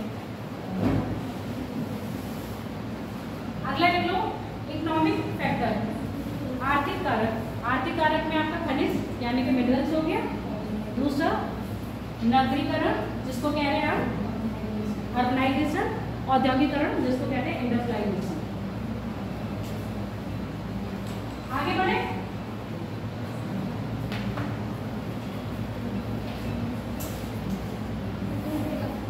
अच्छा एक मिसिंग वुमेन का कॉन्सेप्ट आता है। क्या है वो missing women? Missing women, missing women इसी में ही है। क्या है? हेडिंग डालो मिसिंग वुमेन, खोई हुई औरत। इंग्लिश में ही लिखो मिसिंग वुमेन है। हाँ, लापता लेडी, ऑस्कर विनर मूवी है, वेरी गुड, बहुत अच्छी है। देखो जैसे मिसिंग वुमेन आई, क्या था उस मूवी में बताओ? औरत को भी दूसरा आदमी ढूंढता रहता है उसे, है ना, ट्रेन में हो जाती है, घूंघट करी होती, पढ़ी लिखी नहीं होती है, यही थी, यही स्टोरी है। एक्चुअल में वो लड़की पढ़ी लिखी होती है ना, पर वो डिमांड क्या थी ससुराल वालों की कि पढ़ी लिखी ना हो। यही था ना स्टोरी साइड, मैंने देखी नहीं स्टोरी, सुनी ऐसी थी स्टोरी कुछ। तो उसमें क्यों बताया गया, लोगों की सोच क्या है, कॉन्सेप्ट मिल रहा है ना, लोगों की सोच क्या है। हमें पढ़ी, अरे बात नहीं करो, हमें पढ़ी लिखी लड़की नहीं चाहिए। पढ़ी लिखी लड़की होगी तो अपनी कलेक्टर गिरी छाड़ेगी कि ये मेरा राइट है, मैं 4 बच्चे नहीं करूंगी, मैं 2 ही बच्चे करूंगी, मैं 1 ही बच्चा करूंगी, शिक्षित है, अपने अधिकारों को जानती है, अपना अच्छा बुरा जानती है। पहले की औरतें ये सब नहीं जानती थी। पितृ प्रधान क्या होती थी, सत्ता होती थी, जैसा ही आपने कह दिया वैसा ही वो करती थी। अब यहाँ पर कॉन्सेप्ट बिल्कुल चेंज होता जा रहा है, क्योंकि महिला शिक्षित, पुरुष में शिक्षित, पुरुष शिक्षित हो गया, महिला शिक्षित हो गई, दोनों को दोनों के अधिकार पता चल गए। पहले पुरुष शिक्षित होता था, महिला शिक्षित नहीं होती थी। अगर उसको कहते तुम्हें यही खूंटे से रहना है तो बेचारे पूरा दिन उसी खूंटे से बंधी रहती थी, हटती ही नहीं थी। अब यहाँ पर जो कॉन्सेप्ट लेके आए मिसिंग वुमेन, यानी कि ऐसी औरत जो मिस है, किससे, आदमी, मिसिंग तो कह रहे हैं पर एक्चुअल में आदमी को वो औरत नहीं मिलेगी। तो हम बात करते हैं 1000 आदमी पर अगर 924 है तो कितनी औरत मिसिंग है यहाँ पर, 26 है। तो ये 26 जो रह गए हैं, अब रेशो देखो, अगर रेशो देखोगे कायदे में क्या होना था, 1000 आदमी पर 1000 औरत आनी थी, यही रेशो क्या होता, पूरा हो जाता। अब आदमी की क्या है, पॉपुलेशन ज्यादा है, औरत की पॉपुलेशन क्या हो गई, यहाँ पर कम हो गई। जितनी पॉपुलेशन कम है उसी को हम कह रहे हैं मिसिंग वुमेन। पूछा जाता है ना, सेक्स रेशियो में पढ़ते हो, जब सेक्स रेशियो पढ़ोगे तो यही तो पढ़ोगे, कितने आदमियों पर कितनी औरत। भारत का सेक्स रेशियो क्या कह रहा है, उत्तर प्रदेश का सेक्स रेशियो क्या कह रहा है, सर्वाधिक सेक्स रेशियो वहां पर है ना। तो ये जब चीजें पढ़ोगे केरला में, और केरला में सर्वाधिक क्यों है, वहां पर लोग शिक्षित हैं, है ना, ऐसा बोलते हो, रियली में ऐसा है भी। ठीक, अब ये जरूरी थोड़ी ना है कि एक होता है शिक्षा और दूसरे ऊपर, शिक्षा के ऊपर आपके धार्मिक, अभी भी तो हो आप शिक्षित हो, गंगा जी में सब डाल रहे हो, शिक्षित होने के बाद भी हवन हो रहा है, गंगा जी में सिरा रहे हो, अस्थियां हैं गंगा जी में सिरा रहे हो, शिक्षित होने के बाद भी एक आपकी धार्मिक क्रियाएं है जो आपके ऊपर हावी है ना। कर्मकांड सब ऐसे ही है केरल में। चलो हम किसी स्टेट की बुराई और भलाई नहीं कर रहे, जो हमारा टॉपिक है तो मिसिंग वुमेन का जो कॉन्सेप्ट है वो सिर्फ यहाँ पर है 1000 आदमी पर 1000 औरतें होनी चाहिए थी, पर 1000 लेडी ना होकर कितनी है, कुछ कम है। जो कुछ कम है वही क्या है, मिसिंग कॉन्सेप्ट है, यानी कि सेक्स रेशियो में कमी। लिखो मिसिंग, ये भी जहां पर लिखा है आपने मिसिंग वुमेन। मिसिंग वुमेन का तात्पर्य, मिसिंग वुमेन का तात्पर्य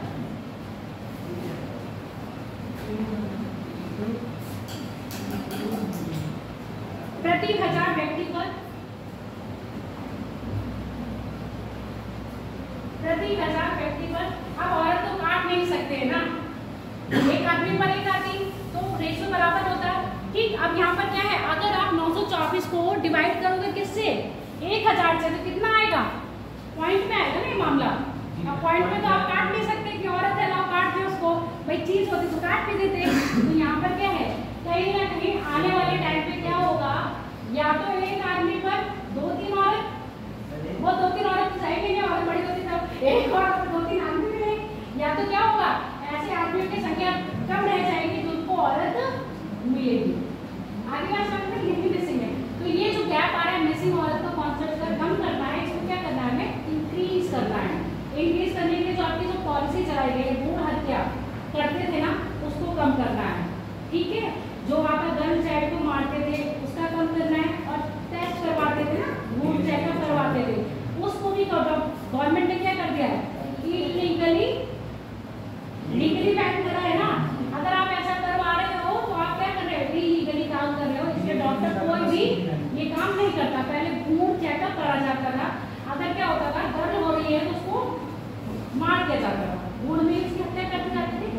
क्यों गवर्नमेंट ने ये काम किए हैं, यही इसीलिए तो काम कर रहे हैं। रेशियो क्या हो रहा है, कम हो रहा है, जहाँ पर मेल का रेशियो अधिक और फीमेल का रेशियो कम हो रहा है। तो यही कहाँ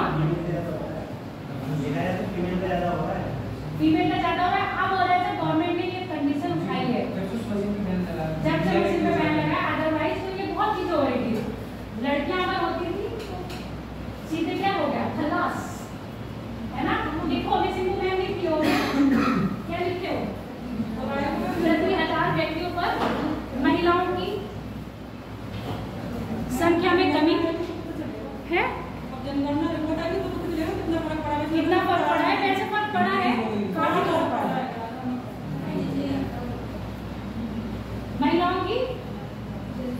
जनसंख्या में कमी, ये जितनी कमी है 1000 पुरुषों पर महिलाओं की जनसंख्या में जितनी कमी है उसे मिसिंग वुमेन, मिसिंग क्यों कह रहे हैं? आदमी उस औरत को पाने के लिए मिस है, समझ गए? इसलिए पॉपुलेशन बढ़ाओ और गर्ल पॉपुलेशन को प्रमोट करो।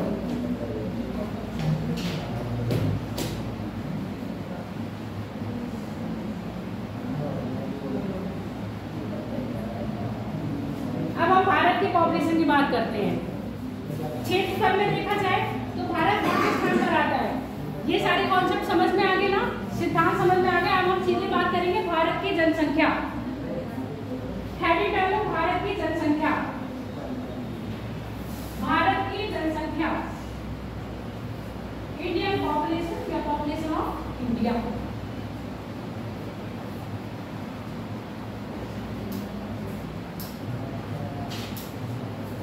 भारत क्षेत्रफल के हिसाब से कौन से नंबर पर आ रहा है विश्व में?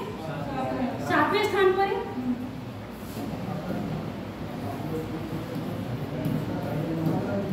और पूरी पृथ्वी का कितना क्षेत्रफल घेरे हुए है? 2.4%। इतना क्षेत्रफल घेरे है, ये क्षेत्र हो गया। और पॉपुलेशन के मामले में कितने नंबर पर है? अभी हम फर्स्ट की बात नहीं करेंगे, अभी हम सेकंड की बात करेंगे। फर्स्ट की बात हम करेंगे जब UNFP ने डेटा दिया है 2023 में भारत की पॉपुलेशन नंबर 1 पर, यानी कि चीन को पीछे छोड़ते हुए नंबर 1 पर पहुंच जाएगी। अभी हमारी जनगणना पहुंच गई है ना, उसने दे दिया 2011 के अनुसार आएगा तो आपको दूसरे नंबर पे ही लगाना पड़ेगा, ठीक है। जब UNFP के अनुसार आएगा तो आपको पहला नंबर पे लगाना पड़ेगा, ठीक। 2000 क्योंकि वहां पर लिखा होगा कि कौन से जनगणना के हिसाब से आपका पॉपुलेशन भारत की है।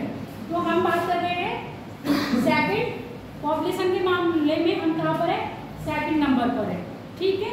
अगर हम कितने US, इंडोनेशिया, ब्राजील, पाकिस्तान और क्या है बांग्लादेश और जापान, इन सबकी पॉपुलेशन को मिला दें तब हमारे भारत की पॉपुलेशन बनती है। और ये पॉपुलेशन चीन के बाद कितना स्थान रखती है? दूसरा।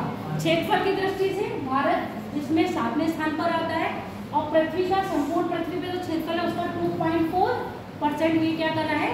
घेरे हुए है। जबकि पॉपुलेशन के मामले में क्या है? ये दूसरे स्थान पर है। UNFP है ना, UNFP ने रिपोर्ट दिया कि 2023 तक भारत चीन को पीछे छोड़ते हुए कितने नंबर पर आ जाएगा? पहले नंबर पर आ जाएगा। अब ये जो मैंने तुमको बताया है उसी को अपने शब्दों में लिख लो। भारत विश्व में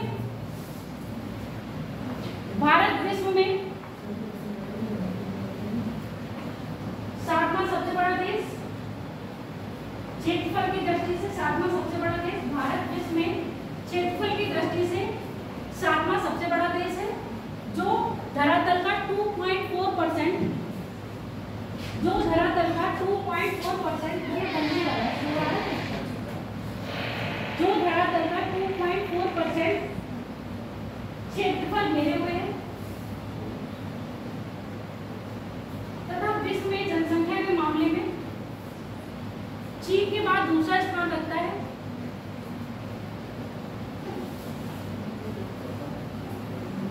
विश्व में जनसंख्या के मामले में चीन के बाद दूसरा स्थान रखता है।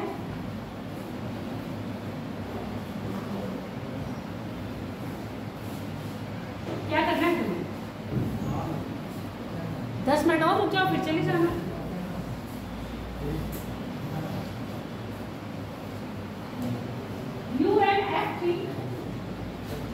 UNFP के अनुसार भारत 2023 में, UNFP के अनुसार भारत 2023 में चीन को पीछे छोड़ते हुए जनसंख्या के मामले में प्रथम स्थान पर आ जाएगा। जनसंख्या के मामले में प्रथम स्थान पर आ जाएगा।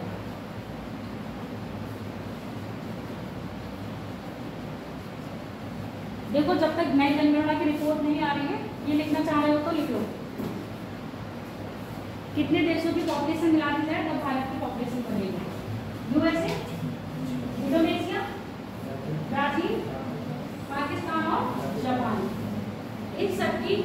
पॉपुलेशन मिला दी जाएगा तो आपका भारत की पॉपुलेशन बनेगी। और सोचो अगर पीओके भी भारत में आ जाए और बांग्लादेश भी भारत में आ जाए तब आ जाएगी इसकी पॉपुलेशन। ये सारी कंट्री को ऐड कर लोगे तब इंडिया की पॉपुलेशन है। सोच लो कितनी कितनी क्षेत्रफल में पहला दूसरा तीसरा स्थान रखता है ना भाई। अमेरिका दूसरा रखता है, तीसरा स्थान रखता है। आप देख लो कितनी पॉपुलेशन, उसके बाद क्षेत्रफल कितना ज्यादा है, पॉपुलेशन कितनी कम है। हमारे पास क्षेत्रफल कितना है 2.4 और 2.4 के साथ हम पहले स्थान पर आते हैं।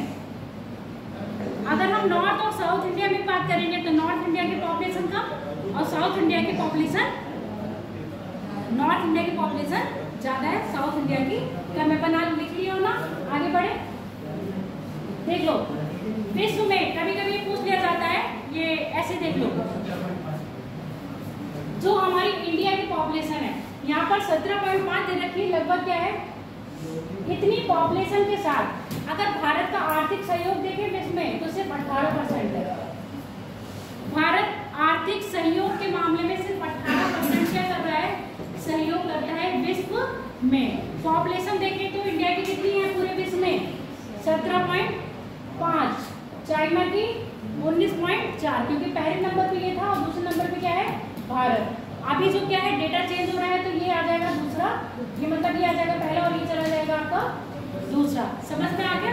तो अभी के लिए ये डेटा आपका क्या है सुटेबल है। उसके बाद जो डेटा चेंज होगा तो आपको ये चीज चेंज करनी पड़ेगी। बहुत ज्यादा चेंज नहीं आएगा, पहला और दूसरे में चेंज आएगा। तीसरे नंबर पे कौन आ रहा है यूएसए 4.5, उसके बाद इंडोनेशिया 3.4, पाकिस्तान ब्राजील आ रहा है 2.8, पाकिस्तान 2.7, बांग्लादेश 2.4, उसके बाद नाइजीरिया 2.3, रसिया 2, जापान 1.9। इसके बाद जितनी भी कंट्री बच रही हैं वो 41.2% पॉपुलेशन का लेती हैं। डायग्राम बनाना चाहो तो बना लो, लिख लो कि पॉपुलेशन में कौन सा देश कितना रखता है। ये डेटाबेस है, पूरा आपको याद करना पड़ेगा।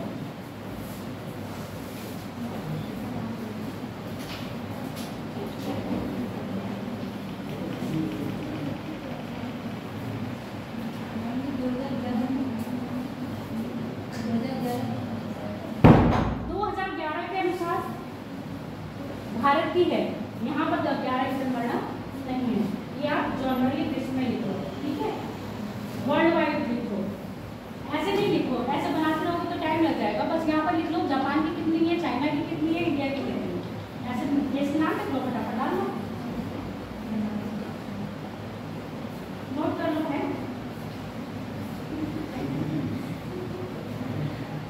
क्यों पहन लेंगे क्या?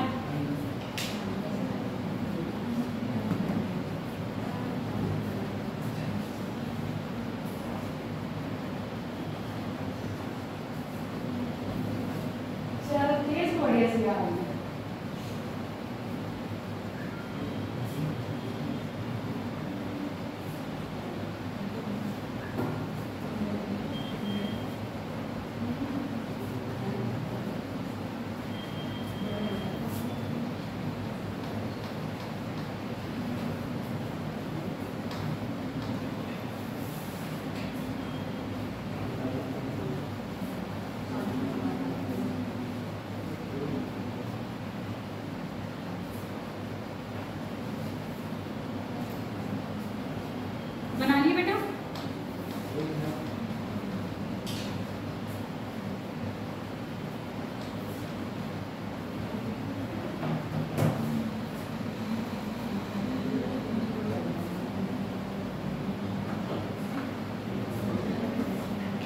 हो गया? टाइम का भी है 10 मिनट। 1:16 हुआ है, 1:16 हुआ है, 30 की क्लास है ना, अभी 14 मिनट।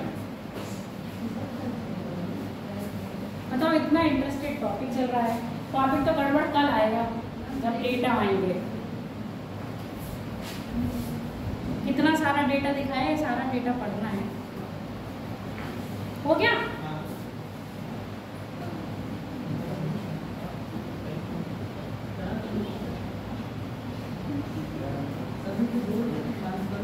डेमोग्राफी ऑफ इंडिया क्या है? भारत की जनसांख्यिकी। हेड डालो, भारत की जनसांख्यिकी। अभी हम विश्व में देख रहे थे ना, भारत का स्थान, ये सब चीजें। अब भारत के अंदर क्या है? देखो ये जो डेटा है वो आपका 2011 के अकॉर्डिंग है। जब तक नहीं आएगा जब तक यही चलेगा। वैसे 2021 में नया डेटा आ जाता, पर कोविड-19 की वजह से आपका सब पॉज हो गई है। तो हो सकता है कि पॉपुलेशन में डेथ रेट इस बार ज़्यादा हो, पॉपुलेशन में कमी आए।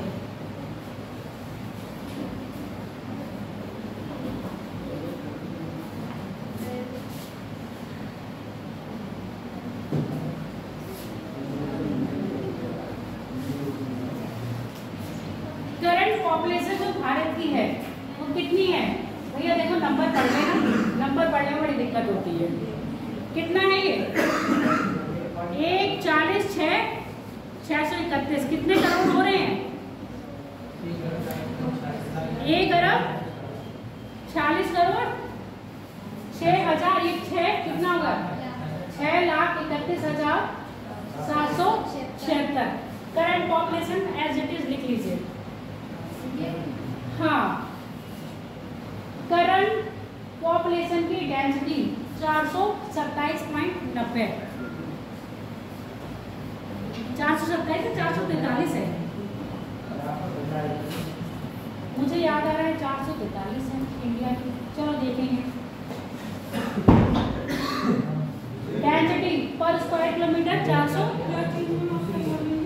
मैं डेंसिटी बोल रही हूँ, मुझे याद आ रहा है 443 है। देखना पड़ेगा उसको।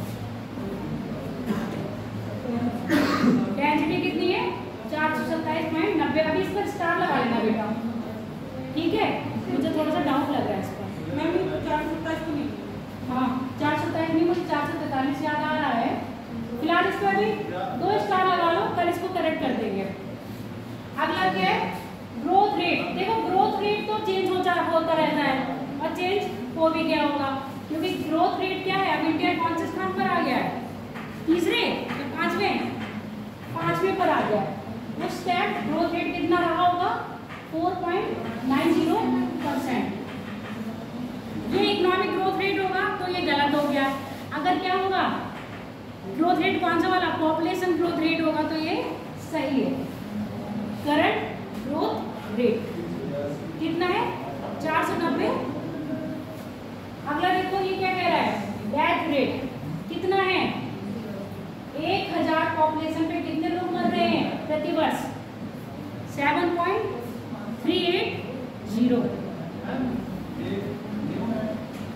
ये 2011 का है, अभी कोई न्यू डाटा नहीं है। क्या हो गया? 1 करोड़।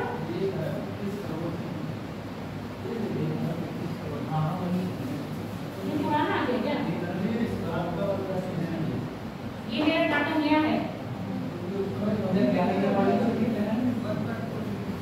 चलो ये भी लिख लेना, पुराना भी दे दूंगी,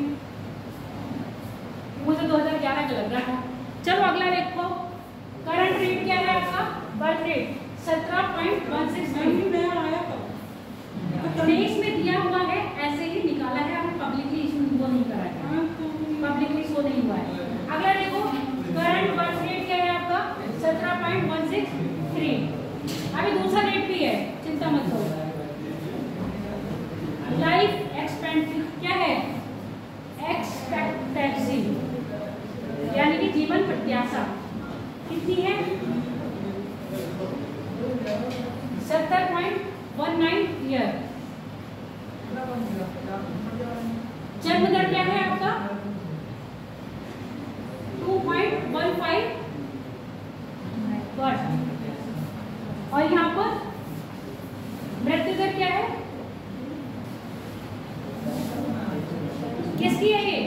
बाल मृत्यु दर है ये, बाल जन्म दर तो बच्चों की होगी ना, और ये क्या है, बाल मृत्यु दर अधिक है और जन्म दर कम है। ये किसकी है, वृद्धों की है, यानी कि जो अडल्ट लोग मरते हैं उनकी। अगला बढ़े, आगे एक और था वो भी देखते मिल जाए।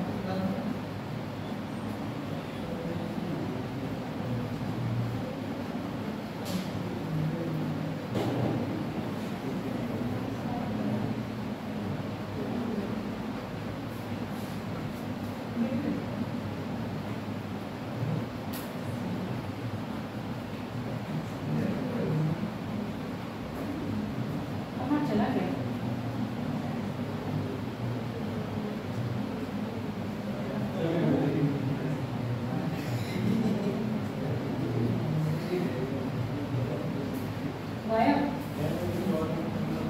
चलो फिलहाल बात करेंगे भारत की पॉपुलेशन। क्या भारत की पॉपुलेशन ऐसी रहेगी जो तुम डेटा देख रहे बता रहे हो ना, एक बार मैं रिचेक कर लूँगी, ठीक है। ये वाला भी हो, ये वाला नोट कर लिया आप लोगों ने, ठीक है। अब भारत की पॉपुलेशन की बात करें, क्या आजादी से पहले और आजादी के बाद भारत की पॉपुलेशन ऐसी है कि घटी और बढ़ी, सबसे ज्यादा बढ़ी कब और सबसे ज्यादा घटी कब?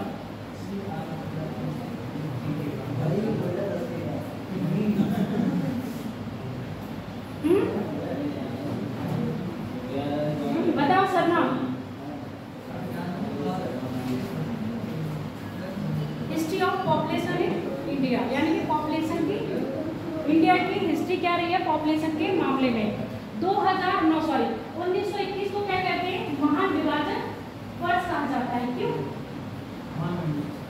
आकार बढ़े थे उससे पहले और जनसंख्या एकदम गिरी थी। उसके बाद 1991 से लेकर आपके 1951 से लेकर 1981 और 91 तक पॉपुलेशन की ग्रोथ बहुत ज्यादा हाई हुई। उसके बाद 1900 मतलब आपके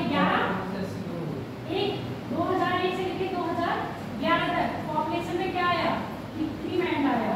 अगर हम बात करें 51 से लेकर आपके जो कितना चल रहा है 91 तक, जो पॉपुलेशन ग्रोथ आई है वो 21, 23, 24 ऐसे याद रखोगे। 21% बढ़ी, 23% बढ़ी, फिर 24% बढ़ी। जो आपके 2001 और 2011 के बीच में जो पॉपुलेशन डिक्रीजमेंट हुआ है वो क्या हुआ, 17% हुआ है। उससे पहले एकदम पॉपुलेशन क्या हुई थी, महामारी के चक्कर में पॉपुलेशन गिरी। तो अब यहाँ पर देखो, जो 1900 पहली जनगणना कब हुई थी, पहली जनगणना कब कराई गई थी और किसके टाइम पर हुई थी?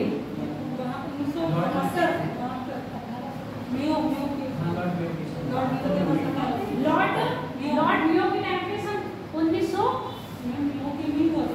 1800 में हुई थी ना, 1872 में 71 में हुई है। लॉर्ड रिपन के टाइम पर 10वीं जनगणना, यानी कि जो 10 वर्षों में जनगणना कराई जाती है, एक प्रॉपर तरीके से 10 की जनगणना कराई गई है लॉर्ड रिपन के टाइम पर। कब करी है? 1881 में की गई। 1881 से लगातार क्या हो रही है आपके 81, हर 10 साल में हुई है। तो 11 और 21 और 21 के बाद 31, 31 के बाद 41 ऐसी चल रही है। भारत में बात करें तो आज़ादी से पहले की जनगणना और आज़ादी के बाद की जनगणना ये हम पढ़ेंगे कल। फिलहाल जो पॉपुलेशन का ग्रोथ रेट है वो आप ऐसे देख लो। क्या कह रहा है, 1901 में जो भारत की पॉपुलेशन थी वो कितनी थी, 200 कितना है 38 मिलियन। 1911 में 252, उसके बाद 2021 में 251, यानी कि महान विभाजक वर्ष जिसको कहते हैं वो क्या है आपका 2021। यहाँ पर पॉपुलेशन में क्या हो गई 1921, पॉपुलेशन मैं क्या बोल रही थी 2021 बोला था मैंने।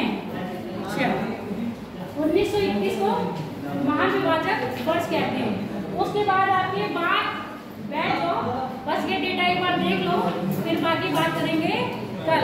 कल थोड़ा सा माइंड को सेटअप करके आना, कल डेटा ही डेटा है। 1931 में, 1941 में, और देखो प्रत्येक 10 वर्ष बाद हुई है और कब तक चली है ये, और अपना होमवर्क लिखते हुए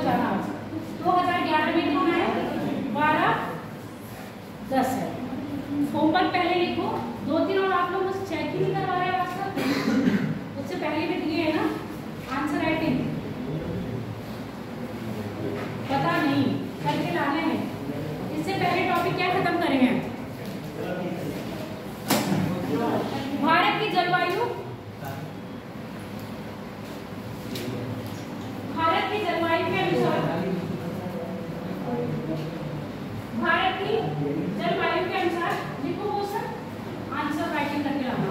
भारत के जलवायु के अनुसार वनस्पतियों का वितरण,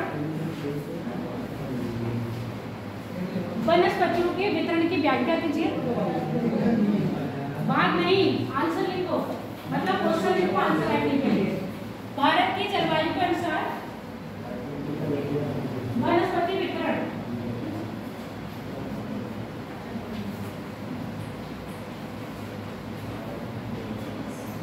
वनस्पति वितरण। दूसरा देखो, ये 250 उसमें करना है, वर्ष में 250 सबको में। इससे पहले कौन सा टॉपिक खत्म हुआ है? उपयोग नहीं खत्म हुआ है। भूकंप और ज्वालामुखी पढ़ाए थे, है ना? भूकंप और ज्वालामुखी पढ़ाए थे। विश्व में ज्वालामुखी तथा भूकंप मेघलाओं, विश्व में ज्वालामुखी तथा भूकंप मेघलाओं की व्याख्या कीजिए। भूकंप मेघलाओं की व्याख्या कीजिए। मेघलाओं की व्याख्या कीजिए तथा विश्व प्रसिद्ध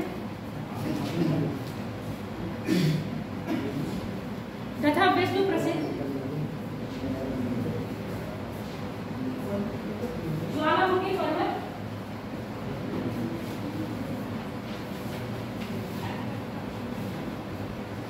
विश्व प्रसिद्ध ज्वालामुखी पर्वत